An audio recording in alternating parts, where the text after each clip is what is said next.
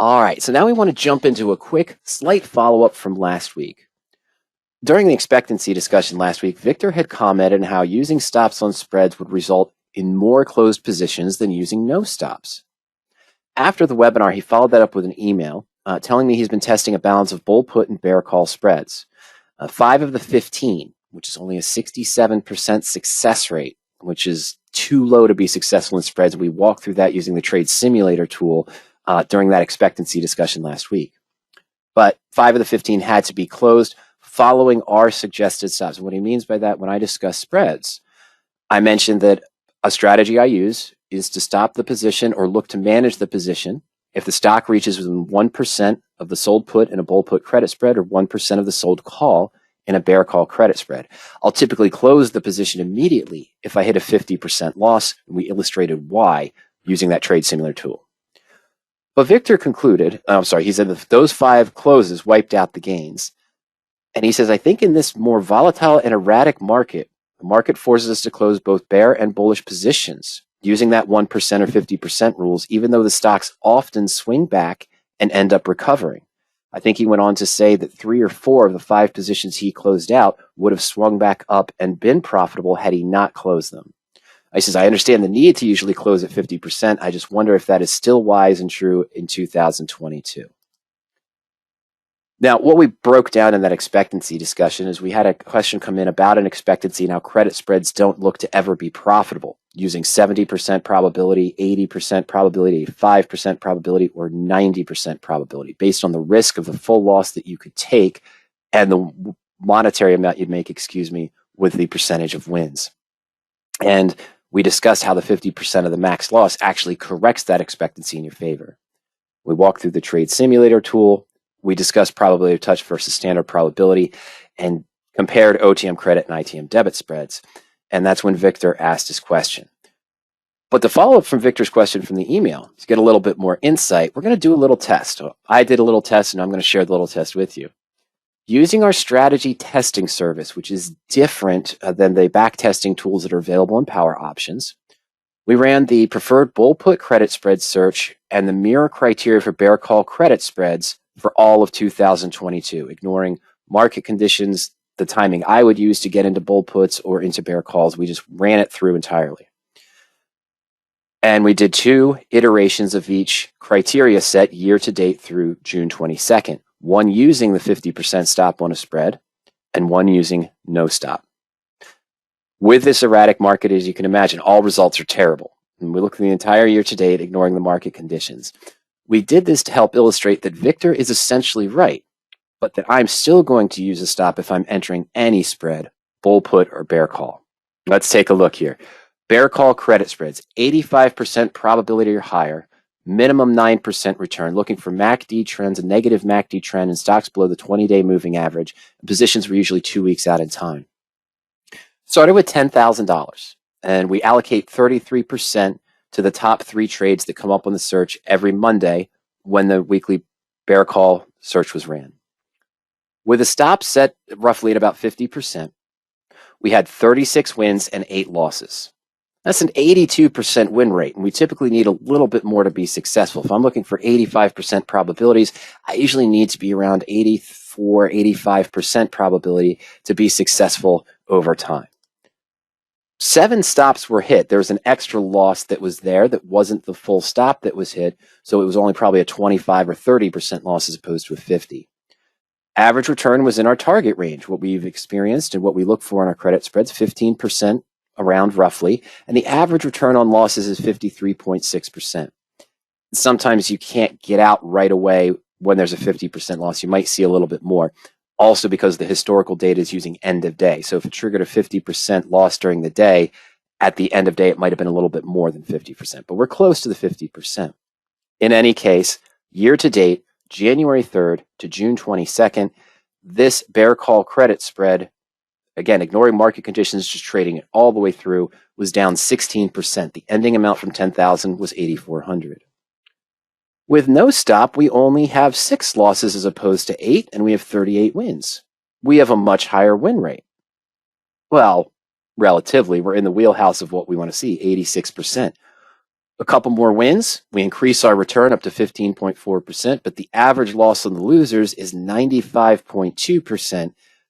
So after 44 trades, from January 3rd to June 22nd, the account was down to $6,350, or a loss of 36.5%.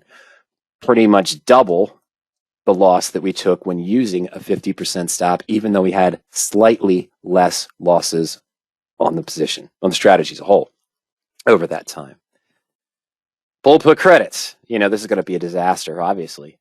Same thing. Start with $10,000, 33% to the top 3 trades every cycle. With the stop, we had 29 wins and 18 losses. Not even close to the win rate we need to be successful, so we know there's going to be a massive loss. 15 stops were hit around the 15%. 3 other losses were taken simply due to the stock being down, but it didn't hit the 50% loss, but it was closed at the expiration date for loss on the position. Average return on wins, 17.8%, pretty decent. Average return on loss is a little bit more than we'd want, but again, that issue with the end of day data closing after a 50% triggers hit, some of them were above 61, 62%. And it's an 87.4% loss, $1,264 after 47 trades, it looks like. Yes, 47 trades, I'm sorry. With no stop, 9 wins and 6 losses, a 60% win rate, a little bit lower. Average win, 15.3. Average return on losses is 100, and the ending amount is $105 on the position, on this portfolio, a 98.9% loss on the position. Why only 15 trades? One of the criteria that we use for the weekly bear call and weekly bull put on power options is we're looking for spreads that are 2 points apart or more. Spread width of 2. Based on various testing from 2016 to 2021, we found those outperformed the 50-cent strike differences, dollar strike difference. It's usually best, we found, to be at 2 or a little bit more, especially for management. However, there were only 15 trades because this account went down to $105 by March 14th, so we couldn't open any more positions after March 14th. Now, the conclusions. Victor is validated. With no stop, there were only 6 losses versus 8 using bear call spreads year to date from January 3rd to June 22nd, and only 6 losses on the bull puts versus 18 with a stop in place. But of course, on the bull puts, using no stops, you only made it to March before you're bankrupt and could not continue trading. Neither complete strategy is profitable. We heard us say this even before 2022. There's no one strategy that works in every market conditions as just a fire and forget options trade. You got to follow the market conditions. You've got to look for the specifics. We'll talk about that in just a moment. But with a stop, we were only down 16% versus 36.5% on bear calls in mostly a bearish market with some upward movements. Those upward movements really did kill the portfolio. Once you saw the stock or SPY, the markets in general, break the SMA 20 or start going in an uptrend, you'd want to switch from bears to bulls. And then when you see it go back, you got to switch quickly out of bulls to bears. With the stop, we saved about 12%. So we were down 87.4% versus bankrupt and bull puts, but both were disasters. Okay. To me, this does not prove that our default criteria are ineffective. It does validate Victor a little bit, but as we showed, if you're not using a stop to control it, then you might have a better win ratio.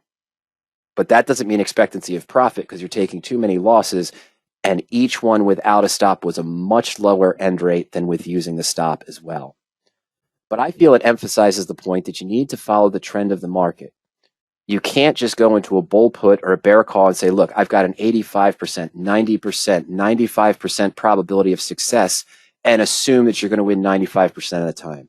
Market direction overall is going to dictate the wins and losses. Yes, the expectancy is, hey, if I put a 90% probability on, I should be right 90% of the time and only lose 10% of the time. I can't control the max return on the winners because that's already set. So I've got to be able to control what I'm giving up on the 10% of losers, not to wipe out too much of the portfolio. But you do want to follow the market trends. You want to trade with the market and not just assume that having a 90% probability means that you're going to be right 90% of the time.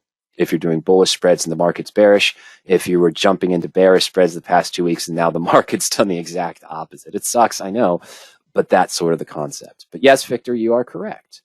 But overall, I personally am still going to use the stops that worked for me over time with credit spreads and with debit spreads in those cases, because that what sets the expectancy towards the targets that I want. And yes, neither one of these were successful, I understand. But you've heard me say a lot this year that I only traded really about 9 bull put spreads total. 7 of them were done in February, and I had to manage 3, and I had a few a couple weeks ago as well. And I've done some bear put debit spreads similar to the bear call credit spreads, but they're further out in time, 20 to 40 days out in time, as opposed to 11 to 14 days out in time. But I did want to illustrate that, Victor, to go a little bit deeper into what you discussed with me via email and the answers I gave you so that we could get a more validated bird's eye view of how this would have performed stop versus no stop as well.